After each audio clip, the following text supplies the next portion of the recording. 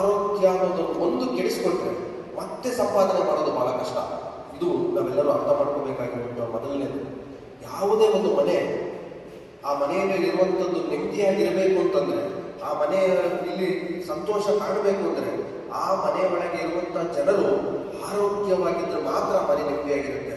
ಮನೆ ಟಿವಿ ಇದ್ರೆ, ಕಾರ್ ಇದ್ರೆ, ವಾಷಿಂಗ್ ಮಿಷಿನ್ ಇದ್ರೆ, ಕುಕ್, ಆಮೇಲೆ ಇನ್ನೇನಿದಾವಲ್ಲ, ಮನೆಗೆಲ್ಲ ಪಾತ್ರೆ ತಗೋಬೇಕು ಮಿಷಿನ್ ಬಂದವ ಅದು ಇದ್ರೆ, ಆಮೇಲೆ ಕಸ ಹೊಡೆಯೋಕೆ ಬಂದವ ಅವೆಲ್ಲ ಇದ್ರೆ, ಒಳ್ಳೆ ನಮ್ಮ ಹಾಸನದ ಒಳ್ಳೆ ಜಾಗದಲ್ಲಿ ಸೈಟ್ ಒಳ್ಳೆ 2-3 ಫ್ಲೋರ್ ಬಿಲ್ಡಿಂಗ್ ಇದ್ದು 2 ಮನೆ ಬಾಡಿಗೆ ಬರ್ತಾ ಇದ್ರೆ ಖಂಡಿತ ನೆಮ್ಮದಿಯಾಗಿರೋದಕ್ಕೆ ಸಾಧ್ಯನೇ ಇಲ್ಲ. ಅರ್ಥ ಮಾಡ್ಕೊಳ್ಳಿ ನಾನು ಹೇಳೋ ಭಾಷೆಯನ್ನ. ನೀವು ಈಗಲೂ ಏನಾದ್ರು ಏನಾದ್ರು ತಿಳ್ಕೊಂಡಿದ್ರೆ ನಿಮ್ಮಂತಹ ಏನು ಪದ ಬಳಸೋದು ನಾನು ಹೇಳಕ್ ಹೋಗಲ್ಲ. ಯಾಕೆ ಅಂದ್ರೆ ಇವತ್ತು ಅವರ ಮನೆ ಸಂತೋಷವಾಗಿರ್ಬೇಕು ಅಂದ್ರೆ ಆ ಮನೆಯಲ್ಲಿರುವ ಜನರೆಲ್ಲರೂ ಆರೋಗ್ಯವಾಗಿರ್ಬೇಕು. ಅದು ನೀವು ಅರ್ಥ ಮಾಡ್ಕೊಳ್ಳಿ. ಬರೀ ಆರೋಗ್ಯ ಇದ್ರೆ ಸಾಲದಿಲ್ಲ, ದೀರ್ಘಾಯುಷ್ಯಗಳಾಗಿರ್ಬೇಕು, ಅದು ಬಹಳ ಮುಖ್ಯ. ಒಂದ್ ಮನೆಗೆ ಪಾಠ ಮಾಡಿಸೋದು ಬೇಡ, ಯಾವ ಮಂತ್ರ ತಂತ್ರನೂ ಬೇಡ. ಆ ಮನೆಯಲ್ಲಿ ಒಬ್ಬ ಪೇಷಂಟ್ ಇದ್ರೆ ಆ ಮನೆ ನರಕ.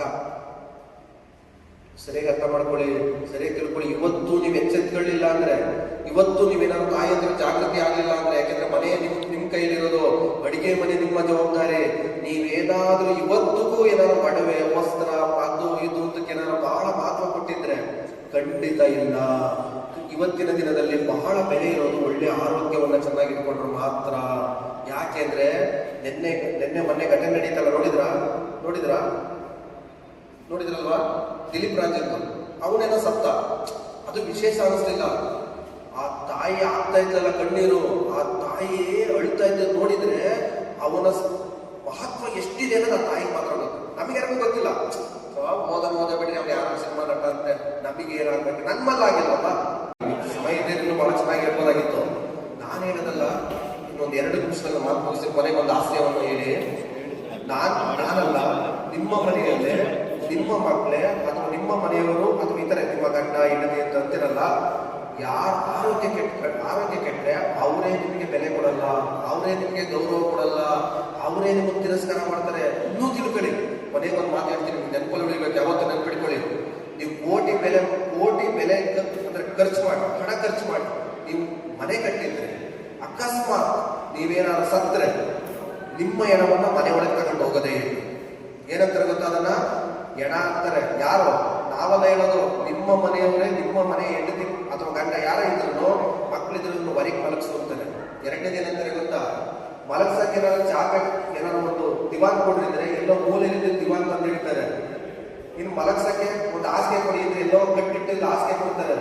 ಒದಿಸಕ್ಕೆ ಏನಾದ್ರು ಕೊಡ್ರಿ ಪಾಪ ಹೆಣಾದ್ರು ಅದು ಮತ್ಸರ ಅಂತಂದ್ರೆ ಎಲ್ಲೋ ಮೂಲೆ ಇಟ್ಟಿರುವ ತೆಗೆದು ತೊಳೆದಿರುತ್ತಲ್ಲ ಧೂಳು ಕೊಡಕಿ ಕೊಡ್ತಾರೆ. ಅಂದ್ರೆ ಮನೆಗಿಂತಲೂ ಬೆಲೆ ಇಡೋದು ಯಾವ್ದೇ ಈ ಶರೀರ. ಅದನ್ನೇ ಬಸವಣ್ಣನವರು ಹೇಳಿದ್ದು, ದೇಹವೇ ದೇಗುಲ ಅಂತ. 100 ವರ್ಷ ಬೆಲೆ ಬಾಳುತ್ತೆ ಯಾವುದು? ಈ ಶರೀರ. ಈ ಶರೀರಕ್ಕೆ ಎಷ್ಟು ಕೋಟಿ ಬೆಲೆ ಇದೆ ಗೊತ್ತಾ? ನಿಮಗೆ ಗೊತ್ತಿಲ್ಲ. ನೀವು ಬಳಸ್ತಿರಲ್ಲೋ ಗೊತ್ತಿಲ್ಲ. ನೀವು ಜೋರ್ ಬರಿ ಅಂತ ಒಂದು ಶರೀರಕ್ಕೆ 100 ವರ್ಷ ಬದುಕುತ್ತೆ ಅಂದ್ರೆ ಇದಕ್ಕಂತಂದ್ರೆ ಎಷ್ಟು ಬೆಲೆ ಬಾಳುತ್ತೆ ಗೊತ್ತಾ?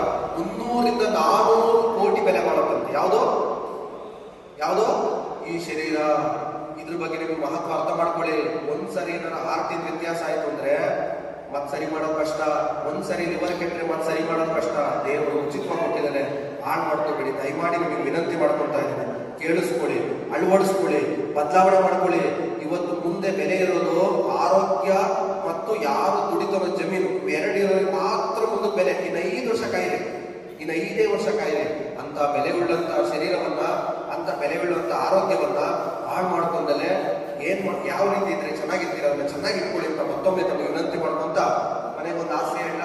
ಬಹಳಷ್ಟು ಆಸೆ ಪ್ರಸಂಗಗಳು, ಬಹಳಷ್ಟು ಆಸೆ ಸನ್ನಿವೇಶಗಳು ಹೆಂಗಿರ್ತವೆ ಗೊತ್ತಾ? ಅನೇಕ ಸಾಂಸಾರಿಕದಲ್ಲೂ ಅನೇಕ ಆಸೆ ಪ್ರಸಂಗಗಳಿರ್ತವೆ.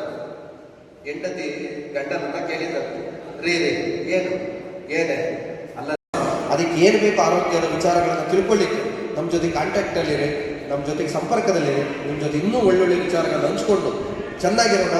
ಆರೋಗ್ಯವೇ ಮತ್ತೊಮ್ಮೆ ಭಾಗ್ಯ ಅಂತ ಹೇಳ್ತಾ ಇಷ್ಟು ಅವಕಾಶ ಮಾಡಿಕೊಟ್ಟಂತ ನಮ್ಮ ಕ್ಲಬ್ಬಿನ ಅಧ್ಯಕ್ಷರಿಗೆ, ನಮ್ಮ ಯೋಗೀಶ್ ಅವರಿಗೆ, ತಾವು ಸರ್ವಸದಸ್ಯರು ಇಷ್ಟು ಶಾಸ್ತ್ರ ಹೇಳಿದ್ದಕ್ಕೆ ನಮ್ಮನ್ನು ವಂದಿಸ್ತಾರೆ. ನಮಸ್ಕಾರ.